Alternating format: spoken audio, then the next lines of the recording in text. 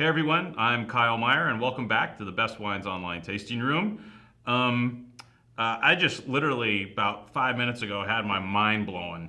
I've been in the business a long time, tasted 70, 80,000 wines over the course of my wine adventures, but this was something that I did not expect. One of the most revelatory tastings I've had in my career, which I think is saying something. I've been doing this for a while. Absolutely fantastic experience here with Jean-Francois Bourdy. Jean-Francois, thank you for coming to visit us today. I really appreciate you coming in. And what we're talking about, this is going to be a crazy one. We're talking about an area that, while currently is one of probably the hottest new old areas in America with regards to people discovering the wines, it in fact is an area that is shrouded in, to me, a little bit of confusion and mystery with regards to how America perceives these wines and what exactly are they. So we're so fortunate to have the man in-house to explain the whole concept of Jura in 10 minutes, if possible. I will try. Okay. And so everyone involved with these fantastic wines has a true sense of what we're talking about. So again, Jean-Francois, welcome. And I guess we should start with the red wine, as we started during the tasting, right? Yeah. What is, first of all, what is in your Côte de Jura Rouge, and what should be in a Côte de Jura Rouge, the grapes? In our Côte du Jura Rouge, such as in my family since at least 500 years, you can find all the different grapes. We have two local varieties, Pulsar, Trousseau, and Pinot Noir, but I always say that Pinot Noir is also our local variety because it was introduced in my village 800 years ago.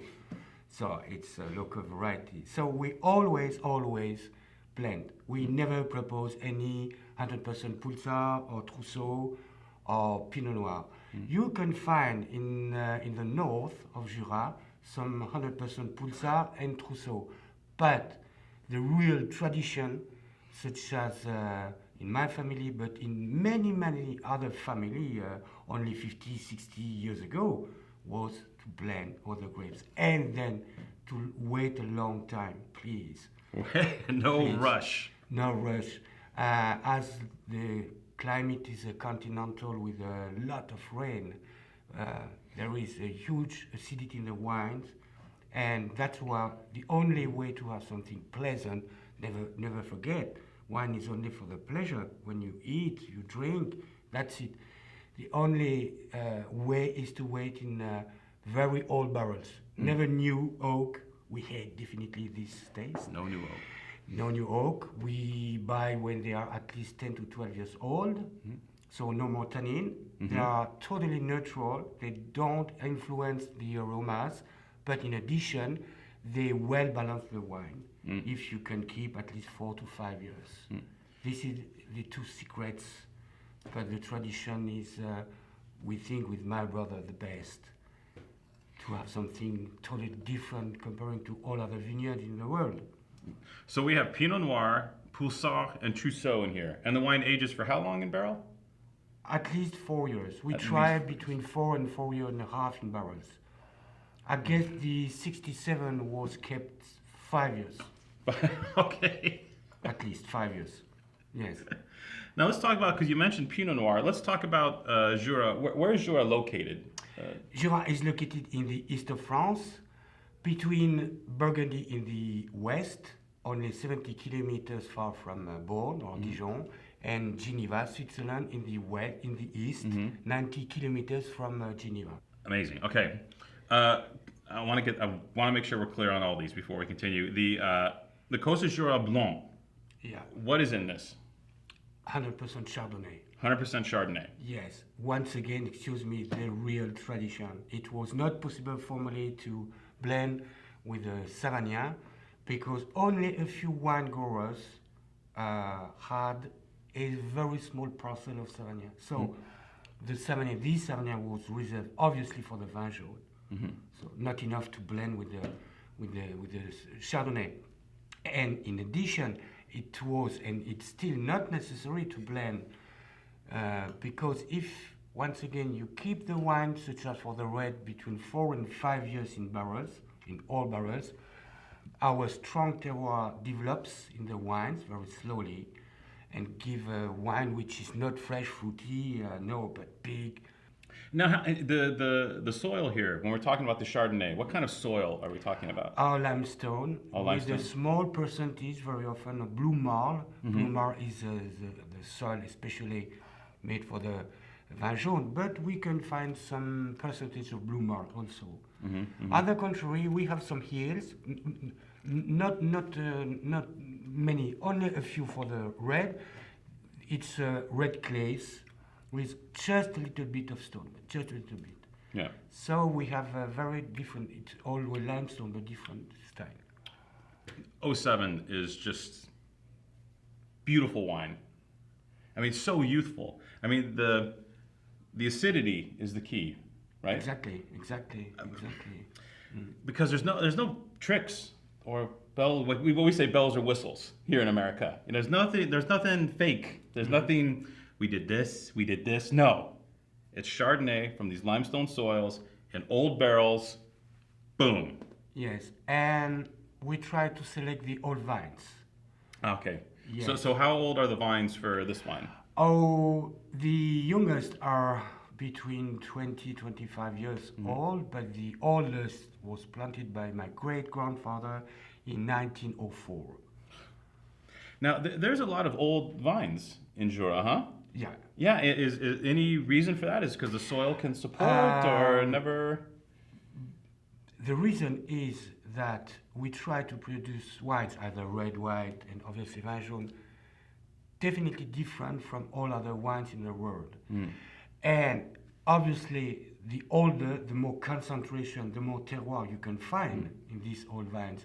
On the contrary, in young vines, such as we use for Crémant, it's more, not neutral, but less acidity, less concentration, less percentage of alcohol. So flavors are lighter. And as we want something not heavy but strong, we must use only old vines. Yeah, that makes It's perfect simple. sense. It's simple. Very simple. It is. You know, sometimes, we in the wine business, sometimes we make wine more difficult than it should be. And here we have simplicity in action, but at the highest level of quality possible. Let's move straight to the Chateau Jean-Francois, because we need to talk about Vin Jaune, which translated is yellow wine. Yellow. Now, talk to me about Vin Jaune. What is this? Ah, my God. First of all, Vin Jaune is really unique in the world. You can't try to produce with this process in another vineyard in the world. First, we have a special grape, once again, a local variety, Savagnin. I know it's difficult to say. Savagnin. Oh, like Sauvignon. No, Savagnin. By the way, Chateau Chalon, Vin Jaune from Chateau Chalon was already produced 900 years ago. So it's also the tradition. Sorry, Burgundy. Yeah. So it's a dry white wine. We harvest, we press, but after fermentation, this is the appellation contrôlée, the regulation, we must keep in small barrels during at least 7 years before bottling. During these 7 years, it's forbidden to tap up the barrels because the yeast of flow develops on the surface of the wine, 3-4% of evaporation in a year, so the level goes down. This yeast of flow develops, and first of all, protects against oxidation during these long years, and then there is a natural chemical transformation due to this veil, the molecules, which give totally different aromas, flavors, strong, unique. You cannot compare with other flavors in the world, and it's very difficult, Can you understand that after 7 years, we have lost at least 35% by evaporation? Just to get to this point, Yes. I would hate to be you and I would love to be you.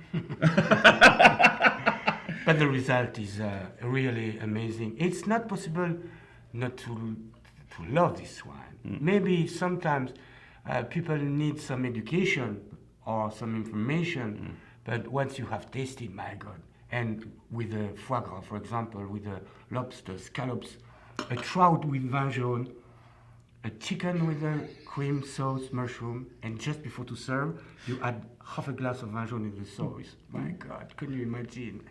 Camera guy, do we have time to talk about the old vintages? Okay, good. We have time to do this. First of all, okay, you guys see the old bottles on the table? Okay, these are old, but they ain't so old. This was remarkable. The 55, Côte du Jura Blanc. Absolutely stunning. Now, this wine was made in the same exact way pretty much as this wine. I would say the young is exactly made such as the old vintage. Yeah. So it will become the same.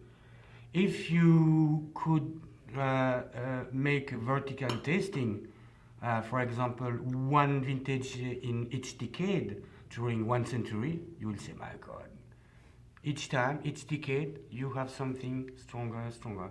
But it's not hazard. Every vintage, you have this result. It's not only 1 year in 10 or 1 year in 20 years. No, every year, if the quality is simply good, you have this result. Always. And you have tasting notes going back to the 1700s and harvest notes. Yes. I have notes from 1781 to today. I can explain you. I can give you information. All right, Jean-Francois. How was 40 years? How was 1781? 1781. Concerning the climate, it's a little bit difficult. I have only a few words. It was very good from the spring to fall. Already considered during the harvest as a very great year. And I can tell you that after 240 more or less years, when I changed the cork a few years ago, I tasted obviously with my father and my grandfather. We were unable to say anything. Because, frankly speaking, it's the greatest we have ever tasted among the Chateau Chanel. Obviously, 1865 is exceptional, 1893, 1895, and so on, but 1781. And it's not only the passion. No. Really, we have tasted. Yeah, no, I know. Our notes are clear, never produced, impossible to compare. But we have the chance because in 1 century, the 1865 will become the same. So it's not a problem. We just have to wait. Or my children, my grandchildren have to wait, and that's it. It's easy. It's simple. Just knowing that this is going to end up like that at some point, like, and I don't mean like from like a hardcore salesman thing, but I want to buy like cases of this because I know it's going to get there. What a special, unique, and I think you probably have one of the largest old cellars in the world, right? As far as vintages. Yes. And they're all available. Yes. Like we can buy these, right? You can buy, obviously. You can buy this wine. You can buy 1911, which is amazing also. You can buy 1888 also, but only one bottle, please, for you. Okay. I have to share. Can you imagine? Now, I'll buy it, then you can put the new cork in and we can all taste it at the same time together. Okay. And never forget that you eat something good and you drink something good to have a good pairing. And that's it. Hey. I'm not going to say anymore. We're out. Jean-Francois, thank you for one of the most enlightening wine experiences I've probably ever had. It was my pleasure. This is unbelievable. Yeah, you kind of need to do this. Cheers. Empty glass. Oh, wait, full to 55.